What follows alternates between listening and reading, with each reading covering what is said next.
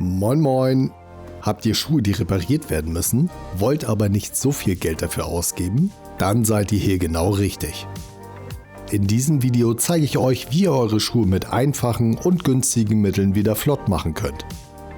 Und keine Sorge, es geht hier nicht nur um Lederschuhe, sondern auch andere Schuhe mit anderen Schäden lassen sich oft auf die gleiche Weise instand setzen. Und gegen Ende des Videos habe ich sogar noch ein paar zusätzliche Tipps und Extras für euch vorbereitet.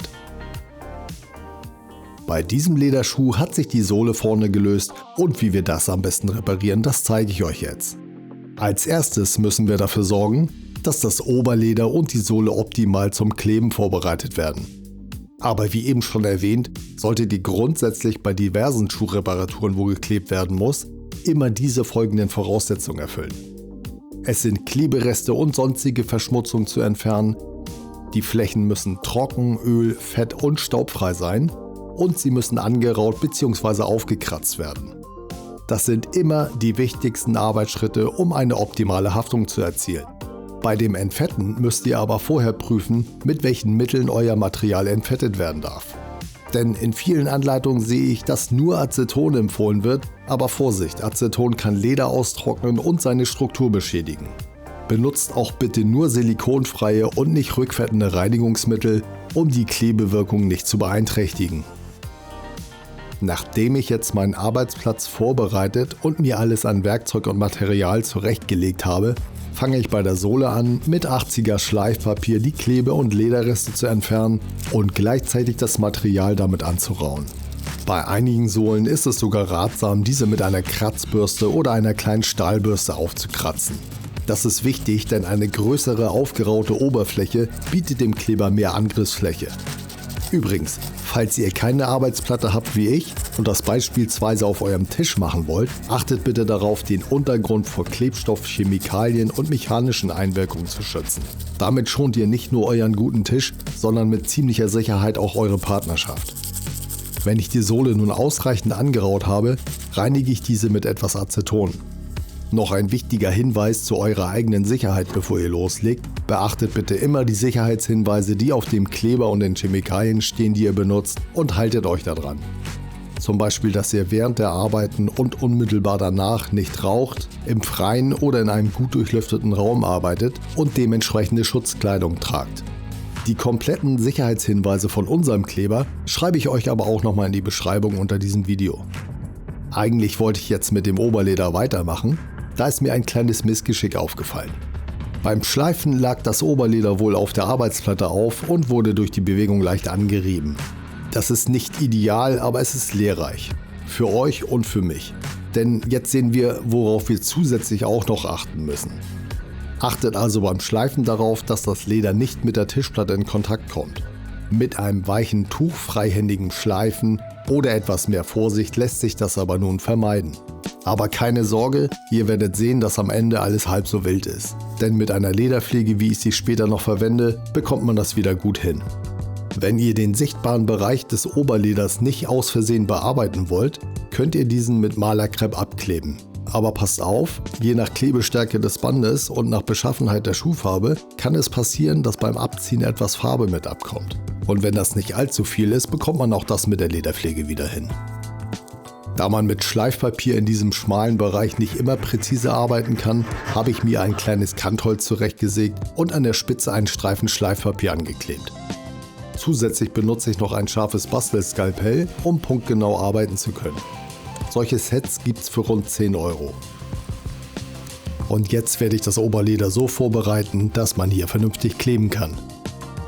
Wenn euch das gefällt, wie ich diese Anleitung erkläre und ihr eventuell noch mehr Tipps zu anderen Reinigungen und Reparaturen im Haushalt sehen möchtet, dann schaut doch einfach mal in unsere anderen Videos rein.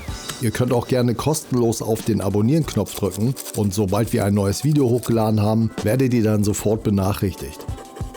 Zurück zur Reparatur. Nachdem ich das Oberleder bearbeitet habe, reinige ich es nun mit etwas Seifenwasser. Aber bitte nicht zu viel Wasser verwenden, besser nur den Schaum benutzen und falls es dann doch etwas feucht geworden ist, lasst die Schuhe gut durchtrocknen. Aber bitte nicht auf der Heizung, in die Sonne oder mit einem Föhn, sonst kann das Leder austrocknen und spröde werden. Wenn alles angeraut und entfettet ist, werden die Sohle und das Oberleder gleichmäßig deckend mit einer Schicht Schuhkleber eingestrichen. Und wenn ihr Material habt, was sehr saugfähig ist, dann streicht ihr dieses bitte doppelt bzw. mit etwas mehr ein. Und damit man den Kleber hier stressfrei verteilen kann, klemmt ihr einfach ein paar Zahnstocher zwischen Sohle und Oberleder.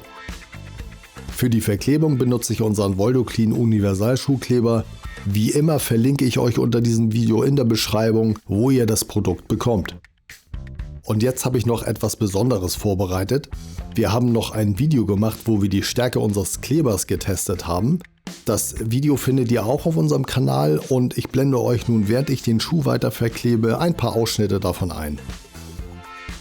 Für den Test haben wir uns 2 kleine Lederstreifen genommen und sie so vorbereitet, wie es in diesem Video zu sehen ist.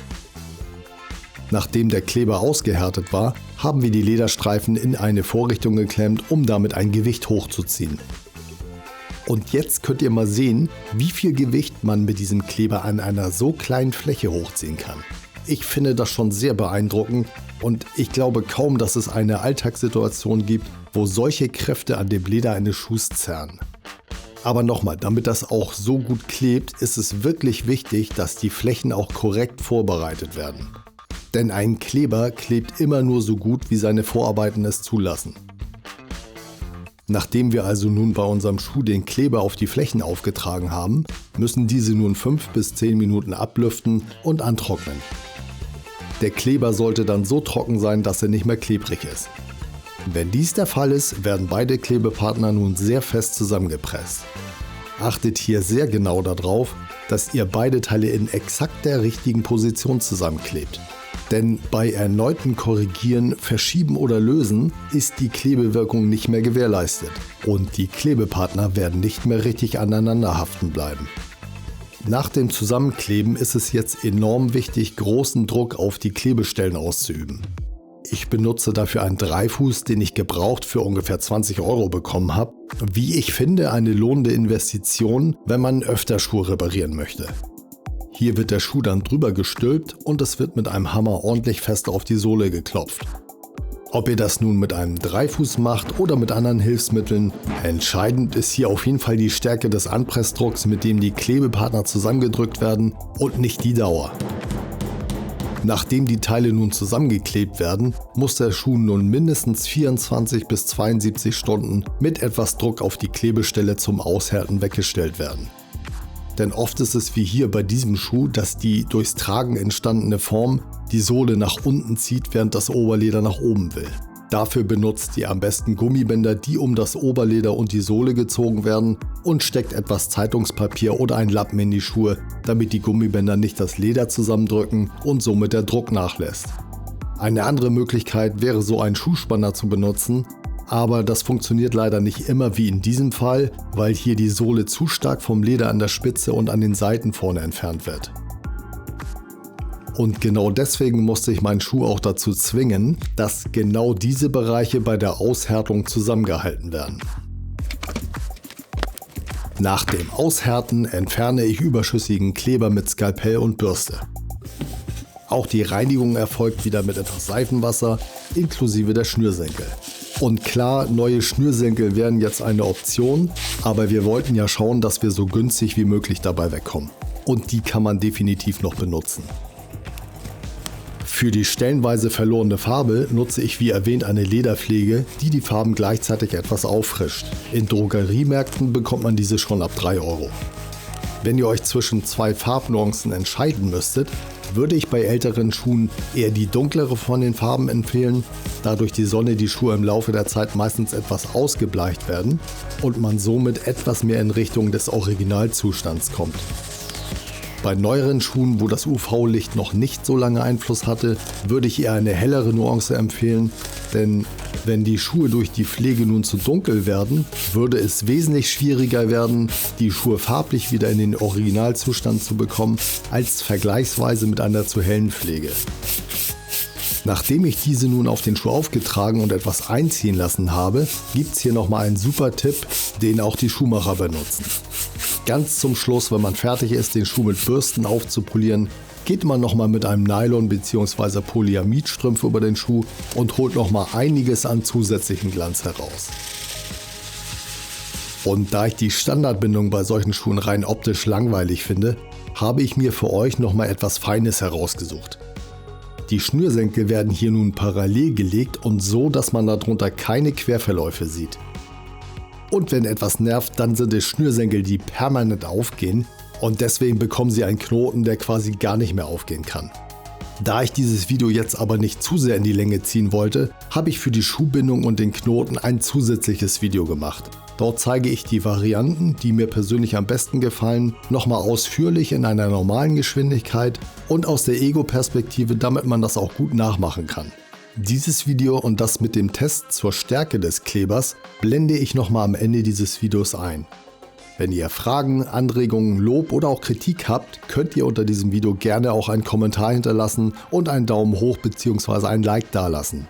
Darüber würden wir uns sehr freuen, denn all diese Aktionen sorgen dafür, dass auch anderen dieses Video vorgeschlagen wird. Der Schuh sieht wieder richtig gut aus, ist repariert und poliert und durch die neue Schnürung auch optisch und praktisch zusätzlich nochmal aufgewertet. Ich hoffe, ihr konntet euch ein paar nützliche Tipps mitnehmen. Ich wünsche euch nun viel Erfolg bei eurer eigenen Schuhreparatur und bedanke mich fürs Zuschauen. Bis zum nächsten Mal.